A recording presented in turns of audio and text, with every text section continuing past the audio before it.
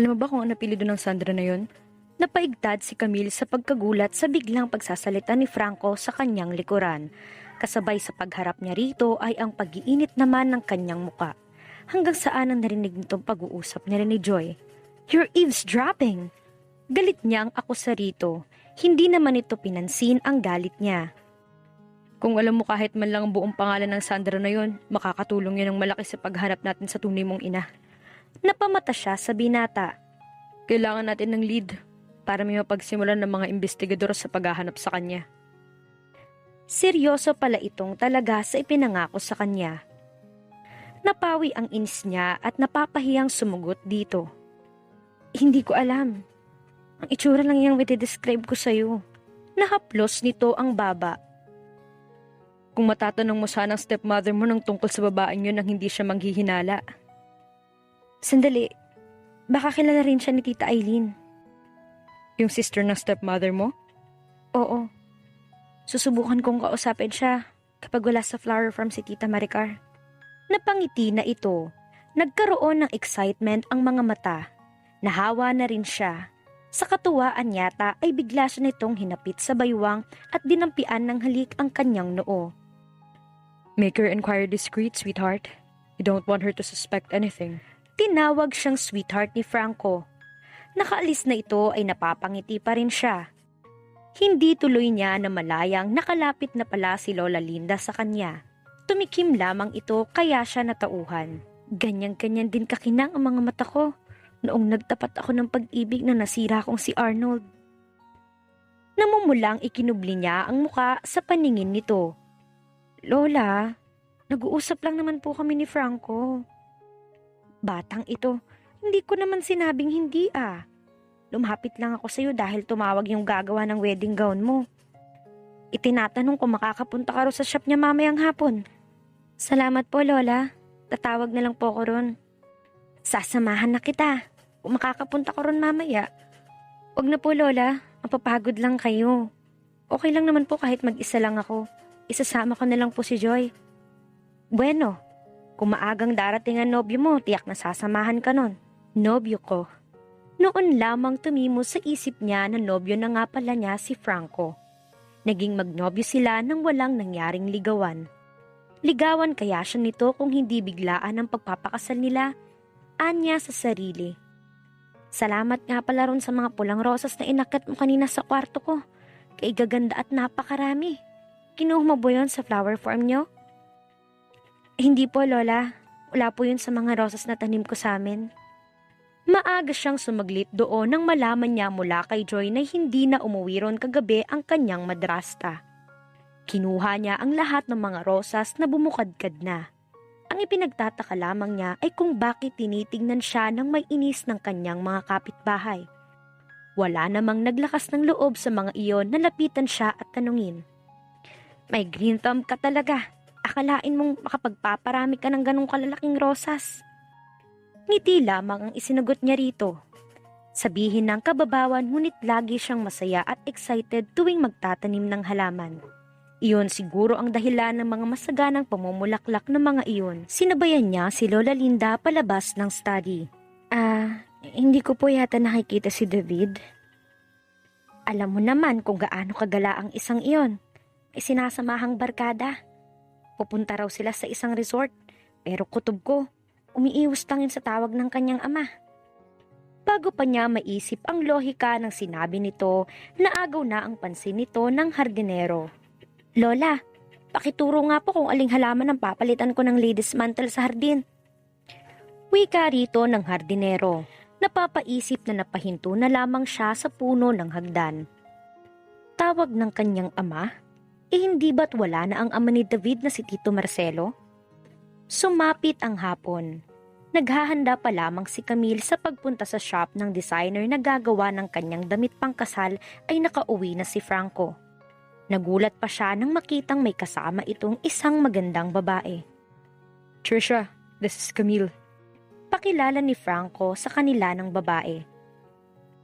Trisha? Saan nga ba niya narinig ang pangalan nito? Sweetheart, this is Trisha, ex-girlfriend ko.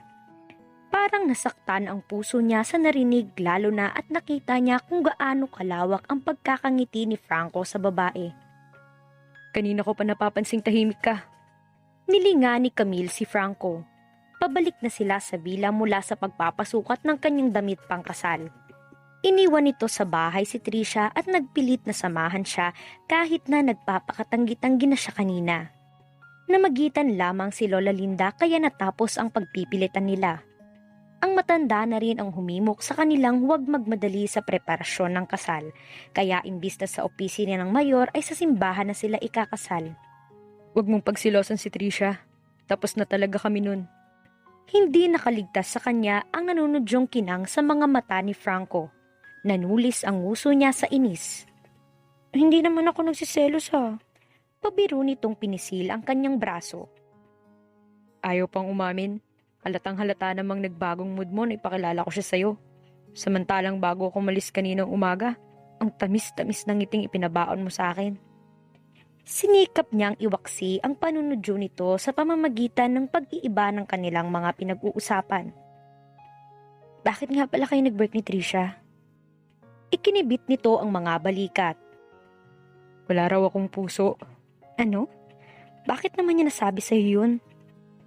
Sa tingin mo ba wala akong puso, Camille? Inihinto nito ang sasakyan sa gilid ng kalsada at humarap pa ito sa kanya. Seryoso ang anyo. Napaka-selfish ko nga ba? Of course not. You're the most considerate man I've ever met. Totoo iyon sa loob niya. She saw uncertainty in his eyes. Suddenly, he became vulnerable like a child. But I wasn't before. Totoong makasarili ako. Dati, walang mahalaga kundi masunod ang gusto ko. But then I met you. Biglang gusto ko ng mabagong mga pangit kong ugali. The good part was, you also made me realize the best in me. Pinupuno siya ng ligaya at para siyang nahihirapan ng magsalita. Pero wala naman akong ginawa. Wala naman akong sinabi para... Yes, and that's the amazing part. Only by being you, compassionate and kind-hearted and trusting, made me realize and change my views about certain things. Maingat siya nitong hinawakan sa ilalim ng baba at ginawaran ng masuyong halik sa kanyang noo. Inaplos pa ng likod ng palad nito ang kanyang pisngi. At nang natitiyak niyang hahalikan na siya nito, saka naman siya nito niyakap ng mahigpit. Hindi man iyon nakabawas sa kanyang kaligayahan, ipinagtataka pa rin niya kung bakit hanggang ngayon ay hindi na ito muli pang nag-attempt na halikan siya sa labi kahit malaya na itong gawin iyon. Napag-alaman ni Camille na merchandiser sa isang malaking chain of supermarket na nakakalat sa buong Pilipinas si Trisha.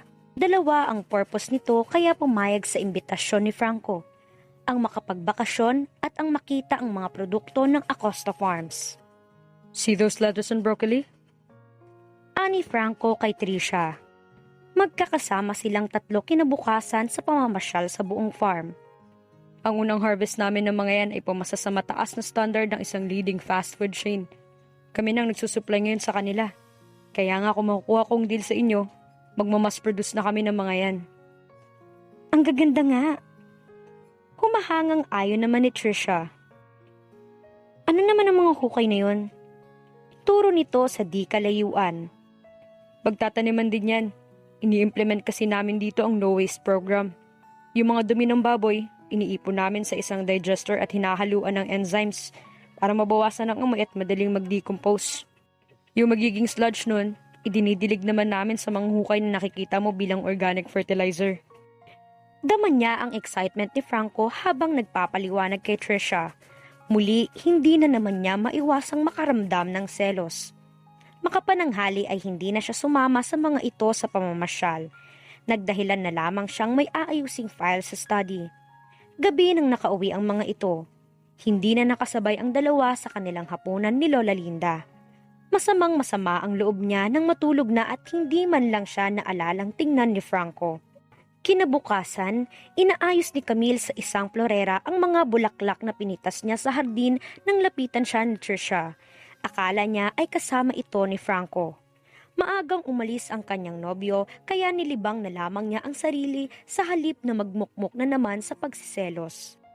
Ikakasal na pala kayo ni Franco? Simula nito. Oo. Tipid niyang sagot.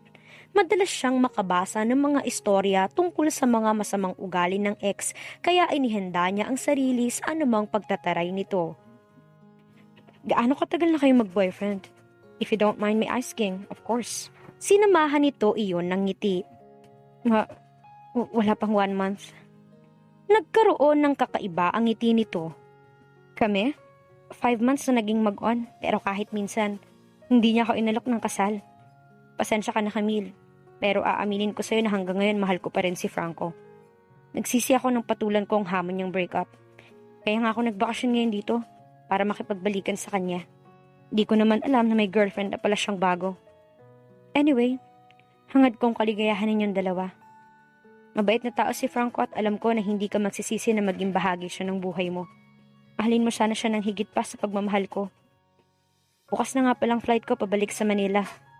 Nakangiti pa na saad ni Trisha. Nagkamali yata si Camille ng akala rito. Mabait naman pala ito. Kung hindi mo rin mamasamain, maaari ko bang malaman kung anong dahilan ng breakup nyo? Hindi naman mabigat. Bandang huli kasi, naramdaman kong parang hindi niya ako mahal. Demanding kasi si Franco. Gusto niya, lagi akong sumusunod sa mga plano at desisyon niya. Bihira niyang pansin kung ano man ang gusto ko. Madalas ko siyang kontrahen, kaya lagi kami nagkakaaway. Hindi sa tinatakot kita. Anitong bahagya pang natawa. Tingin ko naman, napagbago mo na siya. Napangiti na rin siya. Hindi naman, lagi lang siguro akong umaayon sa gusto niya kaya hindi kami nag-aaway. Alangan namang sabihin niya rito, hindi normal ang sirkumstansya ng pagiging mag-boyfriend nila ni Franco. Kaya pala, hindi na niya nakuhang itanong dito kung ano ang ibig sabihin nitong sabihin sa huling tinuran dahil lumapit na sa kanila si Lola Linda. Sumali na ang matanda sa pakikipagkwentuhan. Dakong hapon ay pumasyal si Camille sa flower farm, bit-bit ang niluto niyang lasagna. Alam niyang hindi iyon tatanggihan ni Tita Aileen. Laking pasasalamat niya nang malamang nakaalis na roon ang kanyang madrasta. Si Tita Aileen lang ang dinatnan niya roon. Hi tita, may pasilubong ako sa'yo. Masiglang bati niya rito, sabay patong ng dala niya sa mesa nito. Imbis ng ngiti ay matari na sikmat ang iginanti nito sa kanya. Ang saya-saya mo ngayon, ano? Bakit? Dahil buhay rin na ka na sa villa ng mga Acosta? Dahil sa kahibangan mo, si Maricar ngayon ang pinahihirapan mo. Nawala ang ngiti sa kanyang mga labi. Tita, hindi ko po kayo maintindihan. Bakit ko naman po pahirapan si Tita Maricar? Kung hindi ka ba naman hibang, di sana may kasama pang kapatid ko sa bahay ngayon. Dahil sa pagpapakasal mo sa lalaking yun, ako ngayon nahihirapang tumira sa bahay niyo para samahan si Maricar. Wala ka talagang utang na loob. Nangilid kaagad ang luha sa kanyang mga mata. Masakit sa damdamin niya ang mga sinabi nito lalo na at wala namang katotohanan ng mga iyon, at least sa sarili niyang konsensya. Tita, wala po bang sinasabi si Tita Maricar tungkol sa nangyari? Siya naman po ang may gusto nun. Siya ang nagpasimula. Nanlilisik ang mga mata nito sa galit. Abat ang babaeng ito kung sumagot? Pinalaki at pinag-aral ka na't lahat ng kapatid ko. Sasabihin mo pa ngayon siya ang may kasalanan kung bakit mapapaagang pagpapaasawa mo? Oy Camille, malis ka nga rito sa harapan ko at baka hindi ako makapagpigil. Masaktan lang kita. Umiiyak na nilisan niya ang flower farm. Mahirap tanggapin ang mga bintang nito, ngunit ano naman ang magagawa niya kung sarado sa katwiran ng isip nito. Dinala siya ng kanyang mga paa sa puntod ng kanyang ama. Doon siya umiyak ng umiyak. God, ang sakit-sakit po ng mga bintang ni Tita Aileen. Siguro, naipagkalat na niya ang mga yun sa mga kapitbahay namin. Kaya kakaibang mabinibigyan nilang tingin sa akin lately. Para pong wala na akong mukhang maiharap sa kanila. Patuloy siya sa pagsasalita ng mga sama ng loob nang malingunan niya ang isang pares ng mga paa sa gilid ng puntod. Nagangat siya ng tingin.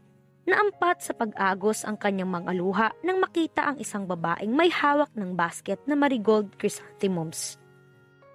Buong pagkamanghang na nakatunghay sa kanya, may kaba siyang nadarama sa kanyang puso. Kumurap siya, hindi pa nakontento. Pumikit pa siya ng mariin. Pagdilat niya ay ganun pa rin ang kanyang nakikita. She was looking at the woman who looked exactly like her. Hindi malaman ni Camille kung ano ang iisipin habang nakatunghay siya sa mukha ng babae. Bata pa ito. Matangkad, ismarte ang ayos at slim ang pangangatawan. Marahil ay naglalaro ang edad nito sa early to mid-30s. Magkaiba lamang sila ng buhok at nakamakeup ito. Ngunit ang malalagong kilay, malalaking mata, matangos na ilong, mapulang labi at hugis ng muka ay iisa ang kanilang hulma. Sino ka? Kapwa-alanganing ngiti ang sumilay sa kanila sa pagsasabay pa nilang magsalita. Ako si Jenalie. Anito pagkuwan. Ako naman si Camille. Ganti niya. Anong ginagawa mo rito sa puntod ng papa ko? Sukat sa sinabi niyang iyon ay nangibit ang mukha nito. Kasunod niyon ay napabulalas na ito ng iyak. Unti-unti itong napaluhod na parang nauupos na kandila. Nalaglag sa kamay nito ang basket ng bulaklak.